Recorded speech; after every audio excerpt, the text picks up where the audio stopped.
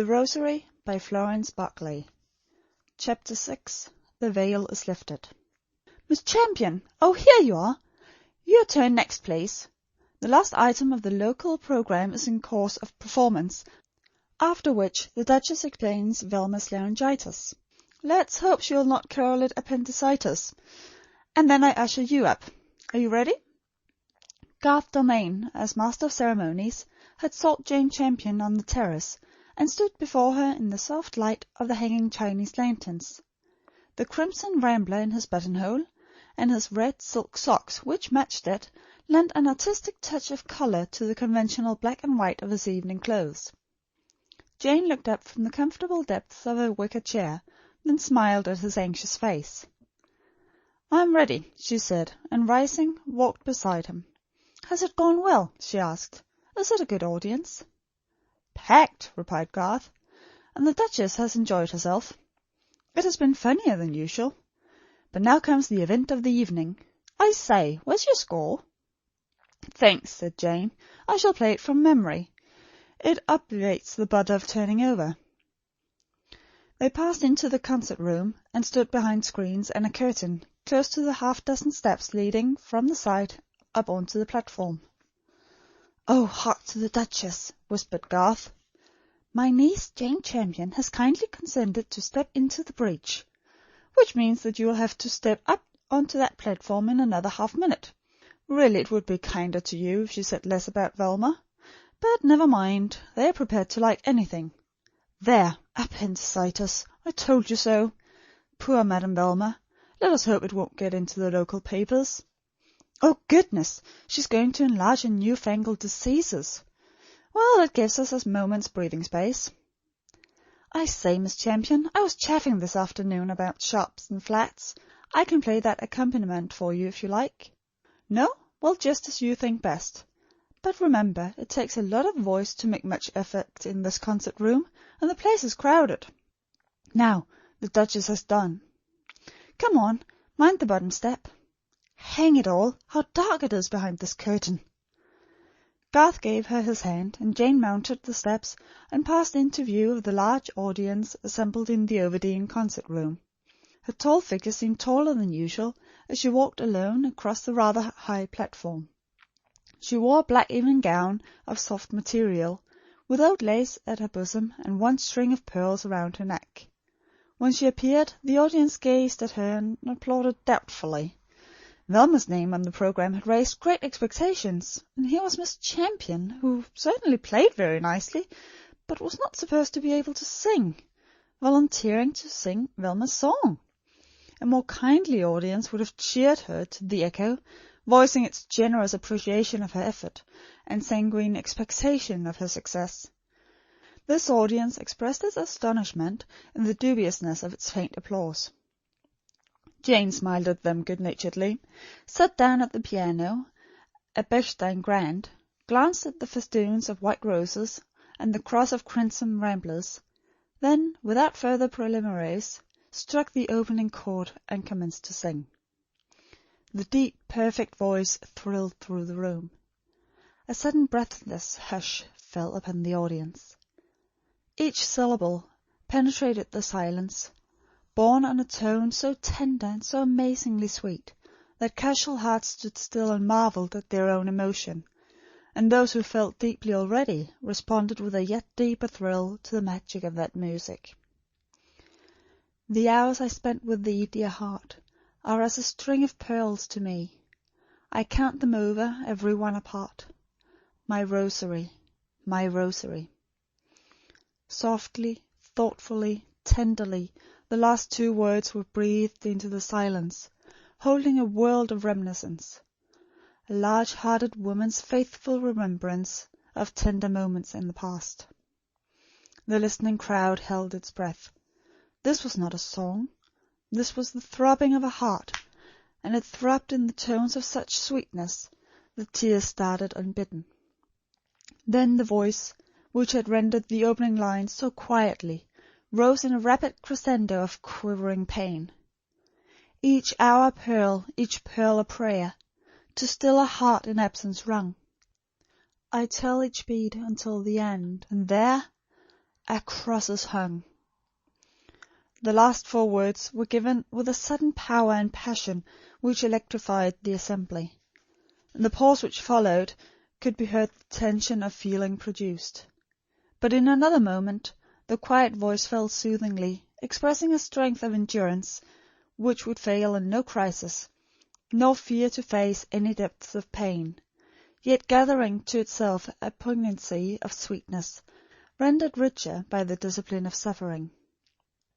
O memories that bless and burn! O barren gain and bitter loss! I kiss each bead and strive at last to learn to kiss the cross. To kiss the cross. Only those who have heard Jane sing the Rosary can possibly realize how she sang, "I kiss each bead." The lingering retrospection in each word breathed out a love so womanly, so beautiful, so tender, that her identity was forgotten, even by those in the audience who knew her best, in the magic of her rendering of the song. The accompaniment, which opens with a single chord, closes with a single note.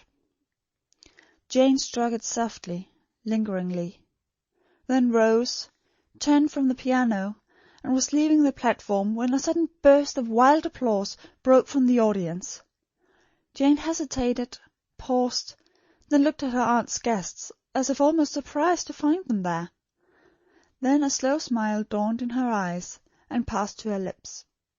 She stood in the centre of the platform for a moment, awkwardly, almost shyly, then moved on as men's voices began to shout, "Encore! Encore!" and left the platform by the side staircase. But there behind the scenes, in the semi-darkness of screens and curtains, a fresh surprise awaited Jane, more startling than the enthusiastic tumult of her audience. At the foot of the staircase stood Garth Dalmain. His face was absolutely colourless, and his eyes shone out from it like burning stars. He remained motionless until she stepped from the last stair and stood close to him. Then, with a sudden movement, he caught her by the shoulders and turned her round. "Go back!" he said, and the overmastering need quivering in his voice drew Jane's eyes to his in mute astonishment. "Go back at once and sing it all over again, note for note, word for word, just as before. Oh, don't stand here waiting. Go back now. Go back at once. Don't you know that you must?" Jane looked into those shining eyes.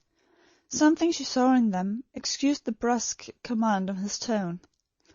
Without a word, she quietly mounted the steps and walked across the platform to the piano.